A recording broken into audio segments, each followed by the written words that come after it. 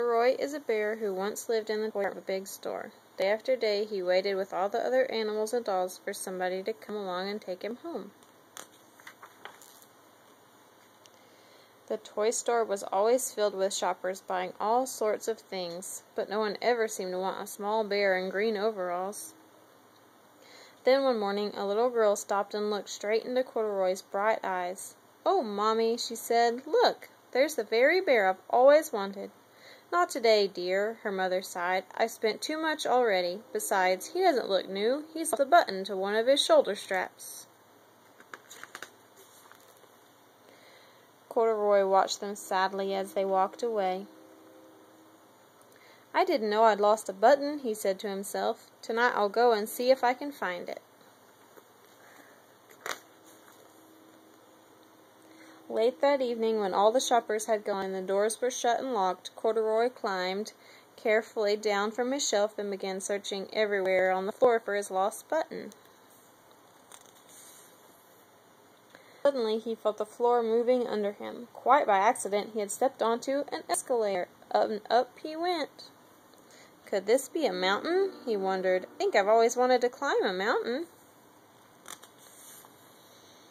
He stepped off the escalator as it reached the next floor, and there, before his eyes, was the most amazing sight.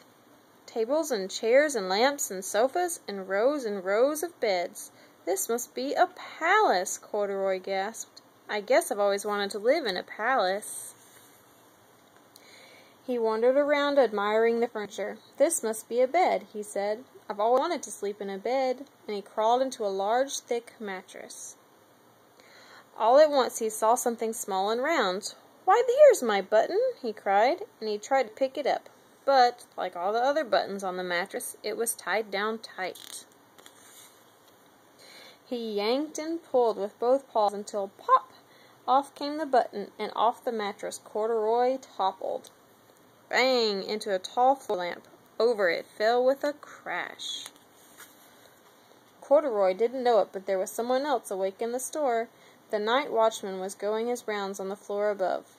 When he heard the crash, he came dashing down the escalator. "Now who in the world did that?" he exclaimed. "Somebody must be hiding around here." He flashed his light under and over sofas and beds until he came to the biggest bed of all, and there he saw 2 fuzzy brown ears sticking up from under the cover.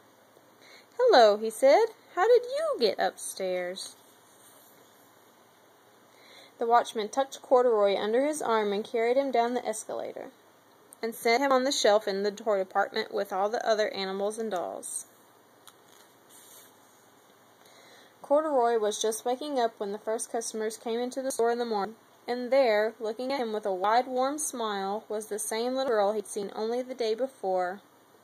"I'm Lisa," she said, "and you're going to be my very own bear. Last night I counted what I saved in my piggy bank, and my mother said I could bring you home." "Shall I put him in a box for you?" the saleslady asked. "Oh, no, thank you," Lisa answered, and she carried Corduroy home in her arms. She ran all the way up 4 flights of stairs into her family's apartment and straight to her own room. Corduroy blinked. There was a chair and a chest of drawers, and alongside a girl-sized bed stood a little bed, just the right size for him. The room was small, nothing like that enormous palace in the department store. "This must be home," he said. "I know I've always wanted a home." Lisa sat down with Corduroy on her lap and began to sew a button on his overalls.